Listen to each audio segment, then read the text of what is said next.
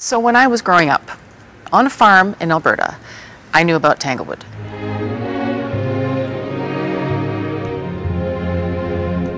When I came here the first time, I just overwhelmed by it. The first time I set foot on the grounds, and that feeling has never wavered.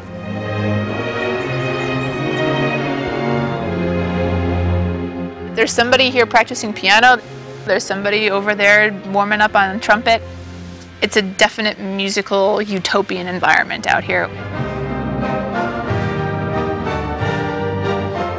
This is actually my first Tanglewood season in the role of assistant conductor. It is a pleasure to be part of it. You know, I hopefully never take that for granted, that I get to play with so many talented people. What a thrill.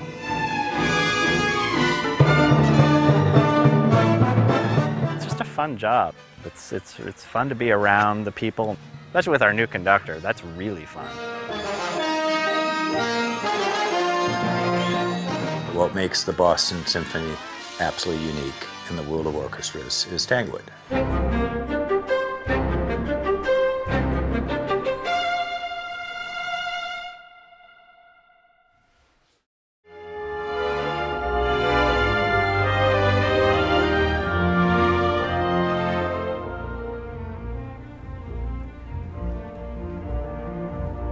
A lot of people ask me, do I get nervous when I play? Of course I get nervous and I get sort of anxious and whatever, but often before I start a piece, I look out in the audience and I try and find a little old lady, usually sitting there, you know, and play for them.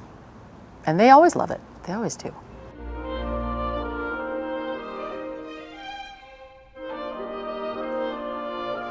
Suzanne is gregarious. She's very friendly, open to new people. You know, I know all about everything because she likes to talk. I have the best colleagues. They're supportive and fun and really good. You know, she's always stroking my ego, which is a good quality in a person sitting next to you.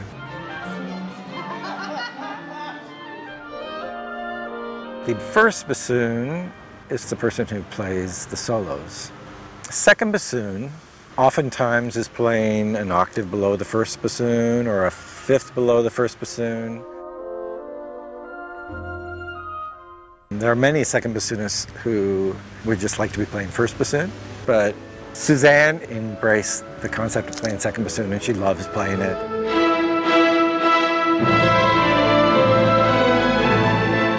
She's very intent on matching me all the time. I'm a really good second bassoon player. I have a good ear and I hear what's going on.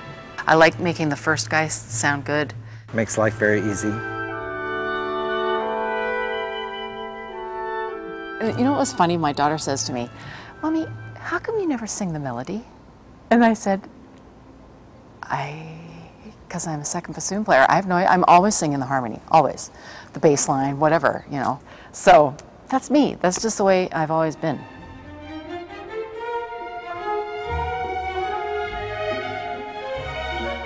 I mean, everyone gets really along in the cello section, but I have to say having Owen is really a treat for us. He's almost annoyingly popular with everyone, so women love him, men love him, everybody loves him, and I think it's because he has this very positive attitude about everything and anything. It's great to be around him.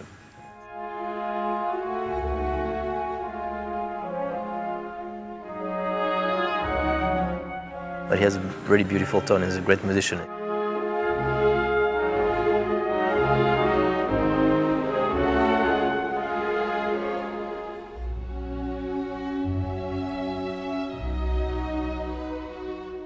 You know, Cathy's very gifted. She has a beautiful sound, she has a great technique, I mean, she's a great player.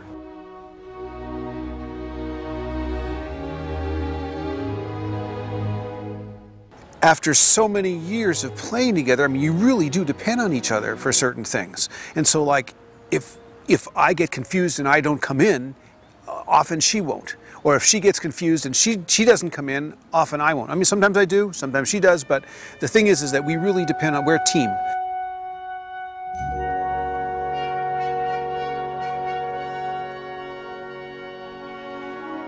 She's just tremendous. I love her. I love being on the stand with her. She's great.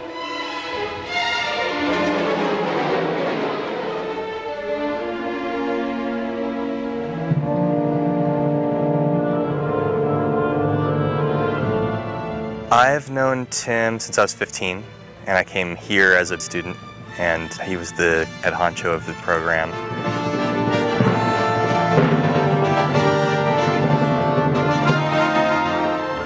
You look at him and you go, oh, I hope I can be able to do that one day.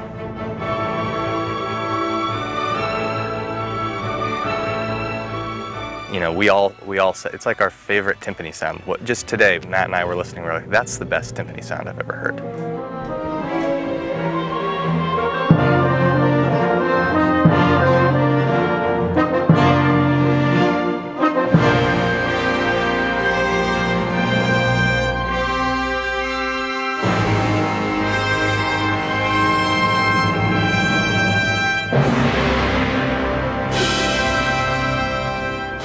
When I sit in the section with him, it's just, we just look over and we go, how does he do that? Yeah, he's a total monster of a player.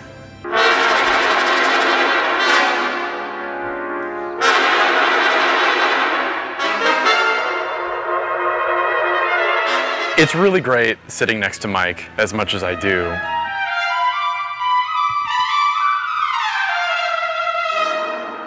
We met the summer of 2008 as Tanglewood Fellows. It was his second summer, that was my first summer as a fellow.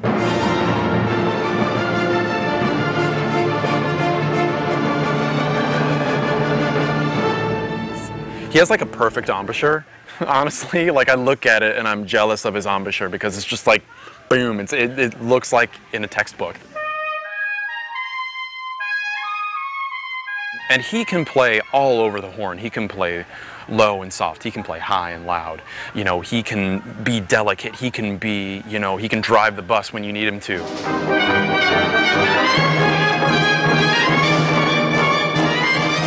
And he can be so sensitive musically and artistically.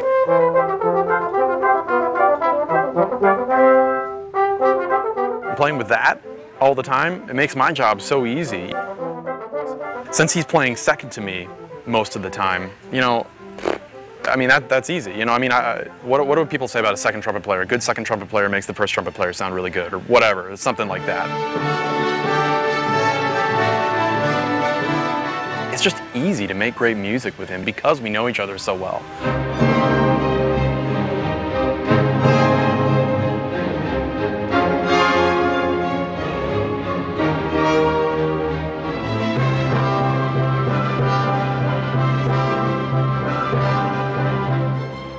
Ken-David is one of our assistant conductors, comes from one of the great families of music. He was accepted into the fellowship program and succeeded wonderfully. Took an audition and was a runner-up for our assistant conductor, and then came the next year and blew us away. Had a fantastic audition. We're very, very lucky to have him. You try to assist to make things work even more smoothly than they already do. Hello? Hi! Guys, That was enjoyable. No, sit. Oh, okay. Yeah, Can I it's sit great. for it? Oh, of course. That's great. Yeah, Yes. anything to say? They switched the violas and the cello. Yeah. They preferred that? Or? Ken-David has a big job, actually. If he's covering that concert, he has got to be ready to step in at a moment's notice if the conductor who is conducting gets sick or something happens. You're of course not on the podium for the most part, but you're out there. I get to listen and hear balances.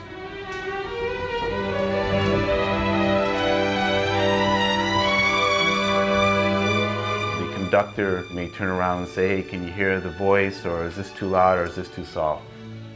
Ken has to give his opinion from in the audience, which is very important.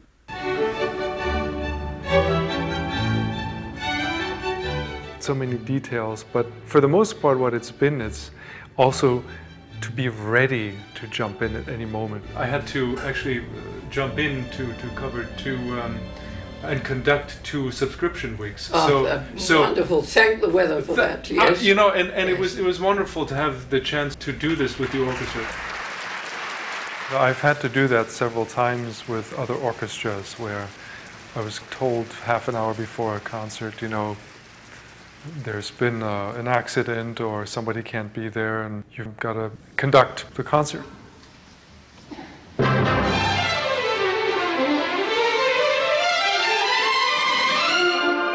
The orchestra's history with Berlioz and just the excitement I felt, much more than nervousness. I was very excited because I actually enjoy jumping in much more than having this 1-year preparation and announcement. It allowed me to really get a great feel for Symphony Hall, which I had experienced as a boy, but only from the audience side.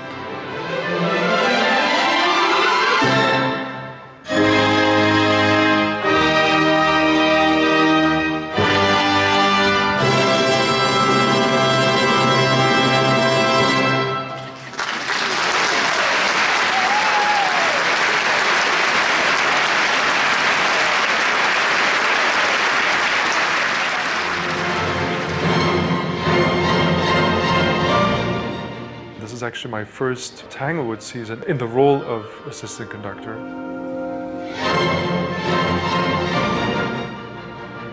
It's such a special place. This was one of the first places we would visit from Germany, the BSO being the first American orchestra that I heard as a boy. I was born and raised in Leipzig. When I was 4, I started violin lessons. When I was 6, I started piano lessons. My father was one of the gentle encouragers. He never forced me to do anything, and that's probably one of the reasons why I tried so many things. I did the BUTI program as a composer. I was still a trumpet player then, so I would play trumpet. That's where I experienced the 50th anniversary of Peter Grimes with Seiju Ozawa. Seiju was such a great influence on me, always being very kind to me. Also when I came backstage, then as a teenager, to see him after concerts.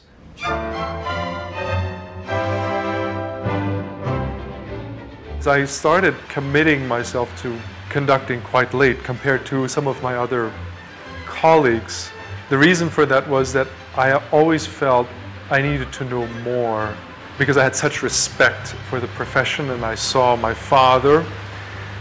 So when you have that as an example walking with you and, you know, around you, you always think twice. I think you think extra hard whether this is something that you want to do.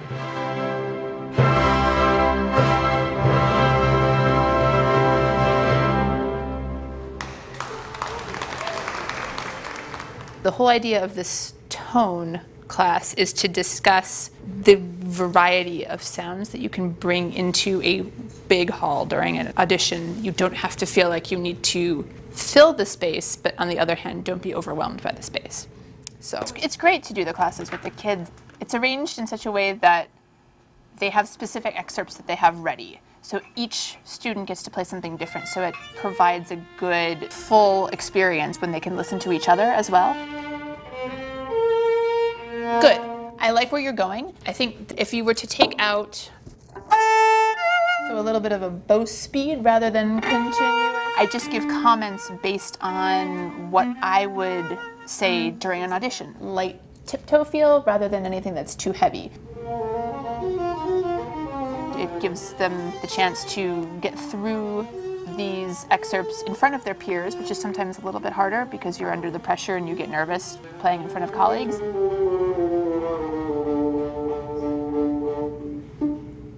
I'm just listening for their sound, I'm listening for their rhythm, I'm listening for their intonation, sort of the nuts and bolts of playing. There's something there that's a little bit less present, but still connected. So much of what influences us to hire someone is how they sound and their personality in their playing. And if they're able to come across as someone that we would enjoy sitting next to, just, you know, someone that could be your colleague for a long term, it feels good. Okay. Excellent. I think we're good. Thank you.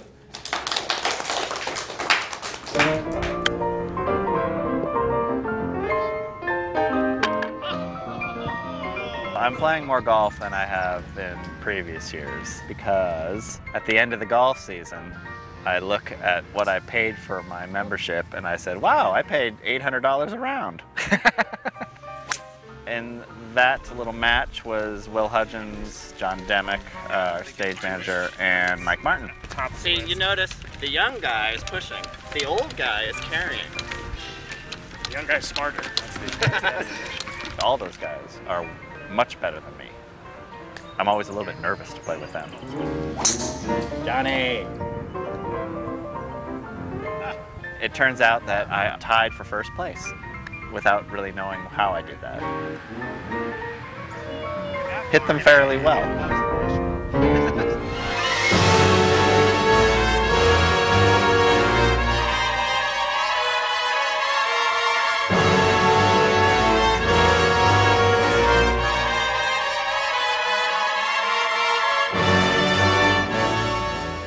Shostakovich 10 is one of the, well, it's one of the biggest percussion extravaganzas that he wrote.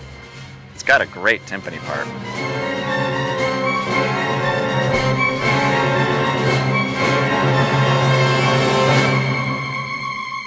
We recorded Shostakovich 10.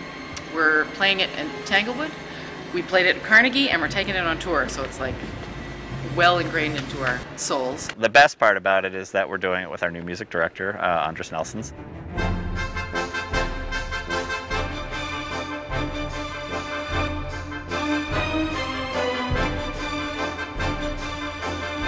Every time I play when he's up there, he just makes it real easy to get energized. And this is a perfect piece for that. So, you know, the combination of the two is going to be fantastic.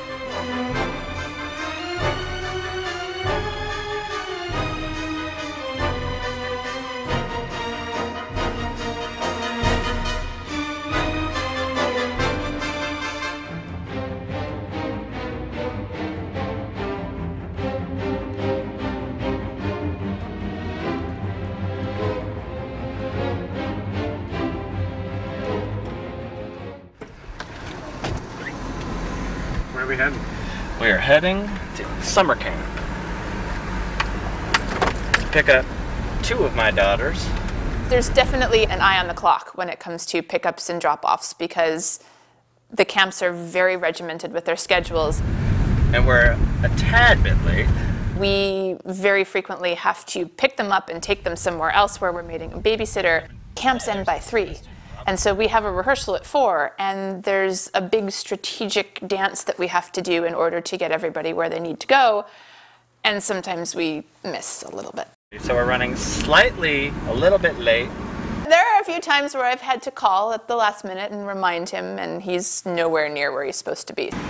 All right, here it is. I think Tim and I keep different schedules, and I tend to err on being a little early, whereas he'll push the time limit a little bit. It's looking like I'm the last dad here, so we pick up around here. We went on a hike. Daddy. Yeah? Daddy. What? Yeah. All right. You need to open it. So hot out. I went know. with a sprinkler in my clothes. You did? Yeah. In When? my clothes. It's great to have the kids with us during the summers at Tanglewood. We are lucky that they're still young enough that they haven't been to sleepaway camp, so we get to share all of our summer activities with them. So you push the back where my thumb is, then you just push it onto the cable, okay? There are so many outdoor adventure parks in the Berkshires. The girls just had a blast. There's climbing and there's ropes and there's balancing and anything that you can imagine. Hold both the cable and the rope. Good job, there you go. Emily, I think you're gonna die. It's so scary, isn't it? They're all daredevils, and so it matched up really well. It's harder for you because you're taller. Right. There you go, Em. Ready?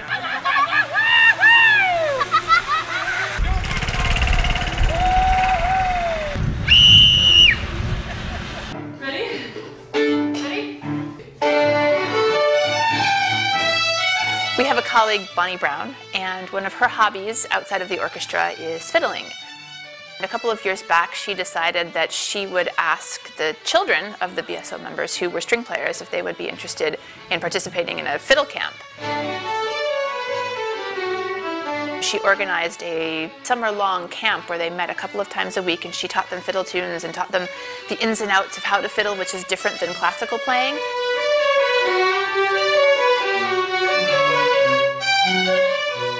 How'd Sadie do? Well, Sadie did well. She did well. Sadie, do you remember that we went? Play that for me, please.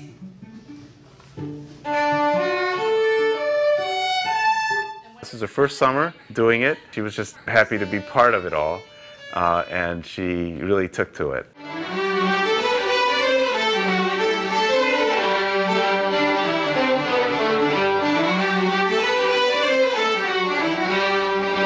So can I get one of these? These good? As long as I can remember, on Saturday mornings, the BSO Brats, which are the children of BSO members, participate in bake sales at the back of the shed.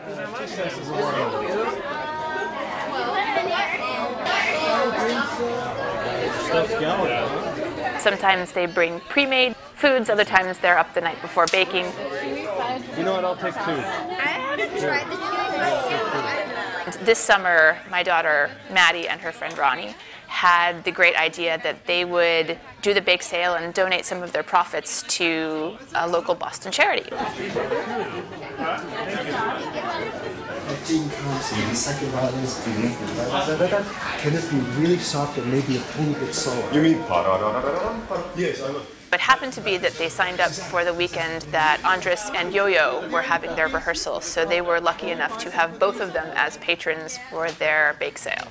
Okay. And I'm being healthy. Thank you. Okay, healthy. Also. Thank you so much. We're starving, so this is really helpful. Thank you very much. He's been working so hard.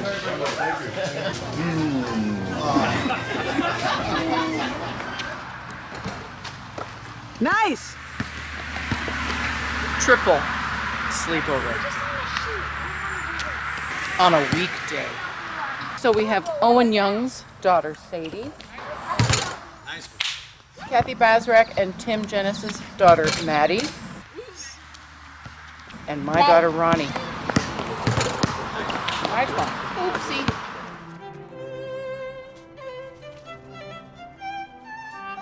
This year I spent a lot of time doing hiking and running.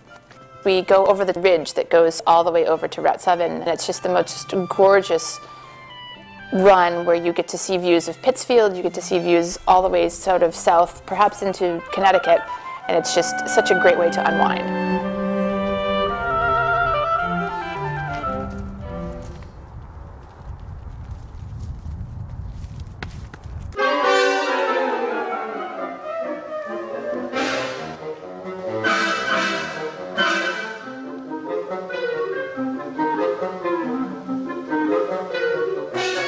This summer I'm working with a group of TMC fellows on a Georgi Ranki wooden quintet called Pentaraphonia.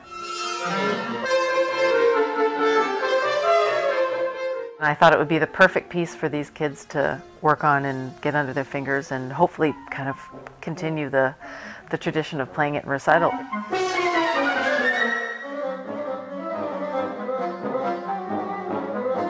It's a rockin' piece.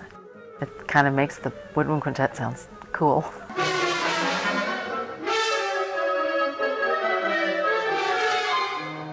Okay, I'm gonna stop you. That's really good. That's one of the ones that, right? You're working so hard. That's the first one, right? Can you save it more and do more? You know what I mean? I can definitely try. Where's that for you?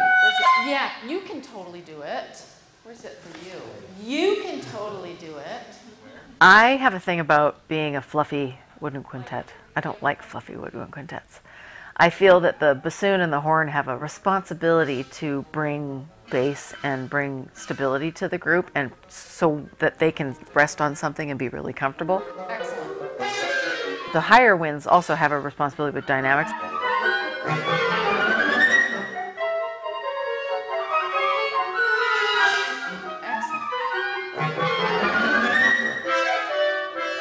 I'm really a stickler for dynamics.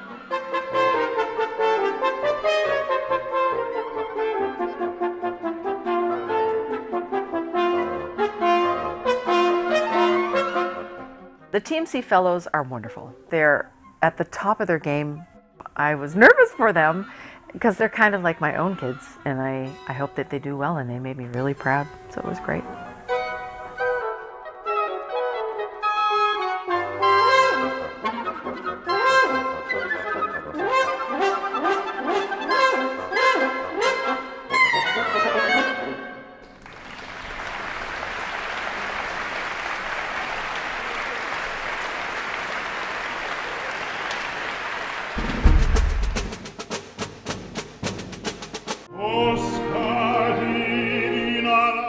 Turfles just, oh no, sorry.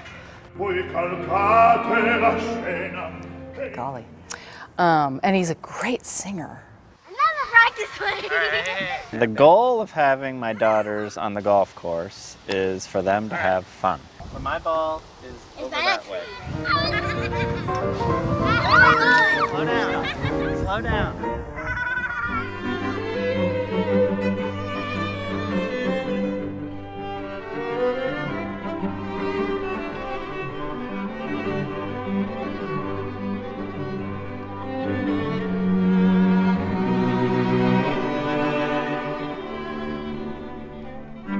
Funding for new Tanglewood Tales, Life on Stage and Off, was provided in part by Cynthia and Ollie Kerm. To learn more about Tanglewood, the summer home of the Boston Symphony Orchestra, please visit www.tanglewood.org.